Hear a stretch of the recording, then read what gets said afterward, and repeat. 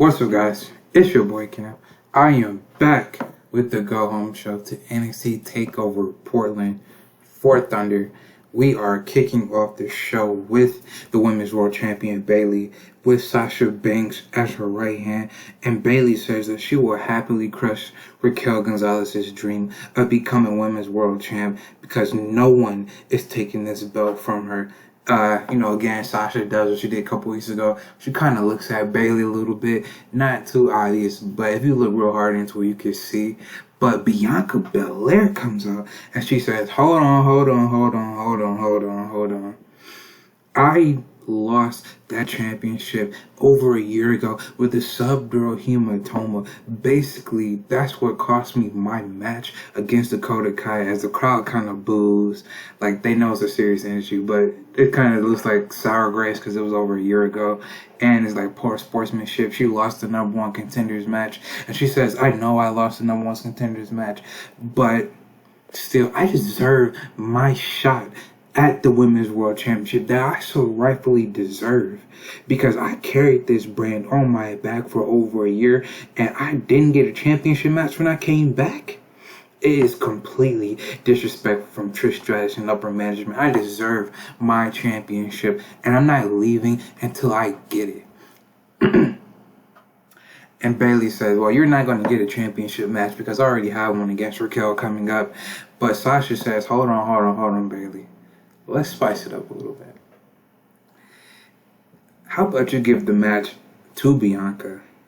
Only if she can't she can't have a direct shot at that Women's World Championship as so long as you hold it. And Bayley's nodding like, that's kind of interesting. And Bianca, she was like, can I get the shot? Yes or no? And Bayley's saying, do you agree to the terms? If you lose, you can't get a direct shot as so long as I hold this championship. Bianca's so desperate. She's saying, yeah, you know what? I'll do anything. So we have a Women's World Championship match here tonight. Bayley versus Bianca Belair. 67. So Ciampa goes to Trish Stratus saying he wants Keith Lee's blood tonight as Trish makes it a match. That will be our main event. Keith Lee versus Tommaso Ciampa. Full Metal Mayhem. Our first match is at 81 and a good match. Pete Dunne defeated LA Knight at 10:57 by pinfall at the bitter end. Pete Dunne 77, LA Knight 68.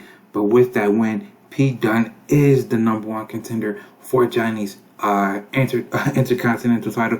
Juice Robinson runs down as Pete snaps his finger. It's Juice Robinson. He's over dramatic as usual. As Pete clothesline him, getting him out the way. As Pete Dunne has his back turned as Johnny Gargano enters the ring, as the crowd is like getting a little hyped up and they're trying to tell Pete to watch out. As Johnny tries to go for a super kick, Pete ducks and gives Johnny Gargano a bitter end. So he takes out Knight, Juice, and Johnny here tonight as Pete Dunne is on a roll. And can he beat the third person out of this trio? We'll see. 78. Andrade says that this all started because Adam Cole disrespected him many months ago, interrupting his interview, saying basically what that told Andrade is that Cole doesn't respect him as a wrestler because you don't interrupt Andrade El Idolo's promo time. But he says that TakeOver, he's going to make Cole respect him. 73. Britt Baker defeated Candice LeRae in 10-11 by submission. Britt 64, Candice 65. But with that, Britt Baker beats her mentor and Candice LeRae, her former mentor, and Candice LeRae 73. Decent, but we'll see what happens because Britt's been saying Candice can't win the big one. You might as well go home because you can't win here in NXT. And Candice LeRae lost again, so we'll see what happens because of that. 82. Paige says she gets the hype with Jade Cargill. She has an amazing body. She has all the strength, all the attributes of being a star. But when it comes down to the ring, when it comes time for the bell, she's in there with one of the foundations of this company, with the woman who held NXT down a decade ago. She's going in the ring with that woman, and she tells Jade Cargill that she isn't ready. We'll see if she's ready to go in there with the foundation of this women's division. So yeah, I mean, real words there from Paige because I mean she was the foundation of NXT. Seems like it was a decade plus ago when she was NXT Women's Champion.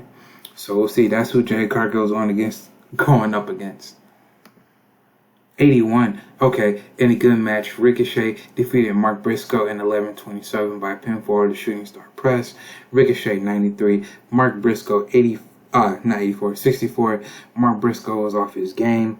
There was definitely like psychology. That's fine. 81's pretty good. 86. So Ricochet says that last week, Will Ospreay disappointed him by cheap shotting him. He says he's really disappointed in Billy. Ospreay comes out. He says that he's been trying to tell Ricochet that he isn't the same guy. He did what he had to send a message to tell Ricochet that ish isn't sweet around here. As Ricochet punches Will Ospreay, knocking him out cold. Or not knocking him out cold, but sending him down to the ground as Ricochet holds up the belt. So, hey man, former friends turned enemy. Will Ospreay's been telling Ricochet for weeks now that you got to be a killer in order to be in this ring. You have to have that edge. People might not like it. The fans might not like it. But you do it just to retain the title. Ricochet is trying to say that this isn't the Will Ospreay that he's known. So it is about the belt, but it's also about their friendship or the former friendship that they had. 80. Colorado defeated Taiji Ishimori in 11:13 by submission with the ankle lock. Kyle, what I think this was probably his best performance of 82. Taiji 70. I just felt like this match could have been a good go-home match. I've been building up for weeks. I thought it could have been on the pay-per-view, but I don't want to overcrowd the pay-per-view. Also, kind of stacks the go-home shows a bit, so that's good. 83. So Adam Cole admits doubts in this match because of losing to Andrade and Ospreay. He admits that he isn't riding high. He doesn't have that confidence that he once had when he was NXT champion. But he is still Adam freaking Cole, damn it. He is the best wrestler in the world, no matter what anybody says. And he says he will prove it by beating Andrade. And he says that he does respect Andrade, but he feels like Andrade's taking the cheap way out because he has all those people behind him. He had people behind him, but he didn't need them when he was NXT champion. He did it all on his lonely. And he's telling Andrade, leave AFO at home. Me versus you, mano y mano. 75. Raquel defeated Tegan Knox in 8:56 by pinfall tequila shot. Raquel 70, Tegan Knox 59. 73. So Raquel talks about her journey being in the Mae Young Classic many moons ago and saying that she struggled her way to NXT and trying to claw her way just to get a shot where she was friends with Dakota Kai and then beating her last year at NXT TakeOver Legacy to holding gold. And holding the gold was her dream come true. And when she lost it, she lost herself. But it was a new year, new her. And she's going to accomplish her dream again when she beats Bayley and wins that Women's World Championship. So in a triple threat match, in a decent match, Swerve Scott defeated Cash Wheeler and Kyle Fletcher in 10:27 when Swerve Scott pinned Kyle Fletcher with the handspring back elbow. During the match, Tex Harwood accidentally hit Fletcher, and Mark Davis, even though he distracted Cash, he did distract him, but he wasn't trying to do it intentionally. Kyle Fletcher was the weakest link with the 50, Cash Wheeler 73, Swerve Scott leading the way with the 80, but again, FTR and Aussie Open keep getting in each other's way. 83. So FTR and Aussie Open, they continue to argue about the interference. Cash was pissed at Mark Davis, and Kyle was pissed at Dax for interfering. And both men from the opposite sides were trying to explain that they weren't trying to do it. They weren't trying to do it intentionally. But Lethal Swerve sees this as Aussie Open, they pushed FTR into Lethal Swerve. Those two start going back and forth as Lethal Swerve dropped FTR, but then Aussie Open dropped Lethal Swerve. So a little masterstroke there by Aussie Open taking advantage of the situation as they stand tall over Lethal Swerve as FTR looking their chops. So we'll see what's happening in this, but I know Will Ospreay isn't happy that his friends in Aussie Open and two men that he bonded with and FTR are just continuing to bicker back and forth. So this is all leading towards a triple threat match at NXT TakeOver Portland, which should be a banger. 78. Okay. And about that, had great heat and good wrestling. Bayley defeated Bianca Belair in 14:28 by pinfall to Bayley to belly.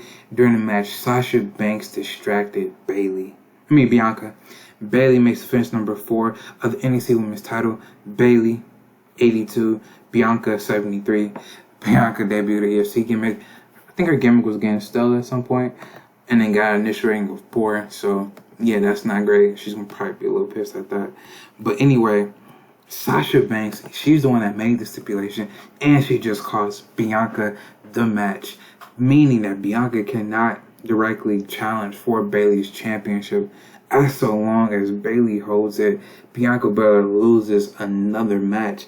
As for those saying, man, Bianca's been losing a lot, it's all gonna come back eventually. We're telling the story of Bianca here, but Bayley wins here tonight against one of the pillars of the women's division and against momentum against Raquel. So yeah, 78, pretty good. 84. I knew I had to make this a main event. And the bout that had great heat and good wrestling.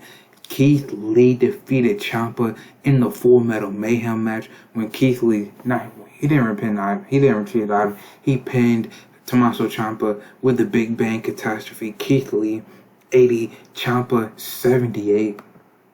85. After the match, Keith Lee powerbombs Ciampa again, but this time outside throughout the table, as Ciampa is just a bloody mess, as Keith Lee yells at the crowd, as the crowd just goes deafeningly silent because Ciampa is laying there bloody. The medical team is checking on him as Keith Lee stands over him like a beast. So show's over, right? The camera's off, but Santos Escobar comes out. He comes out after the show. He calls Daniel Bryan, for lack of better words, a mother effer, and says that he lost all respect for him. Mind you, he says the MF word after the show. Can't really be saying that stuff on cameras, but the crowd's like, wow. And he goes out the ring. So yeah, a nice little post-show angle right there. Like the show ended with Keith Lee. The last shot was with Keith Lee standing over Ciampa, but this is after the show. Only the crowd is seeing this, and you just see this on Twitter. And you probably see this on Twitter, like with fan cams and all that. So yeah, 84, good show. Tell me what you think down below. Probably one of the better go home shows. Telling the story with Bianca, Keith Lee, Ciampa was good. The promos are good, and matches were hitting. So tell me what you think down below. We're on the road to Portland, Philadelphia, and on the road to NXT TakeOver Legacy, Mae Young Classic coming up. NXT Legacy Invitational, exciting times here at NXT. Tell me what you think down below. I'll see you when I say peace.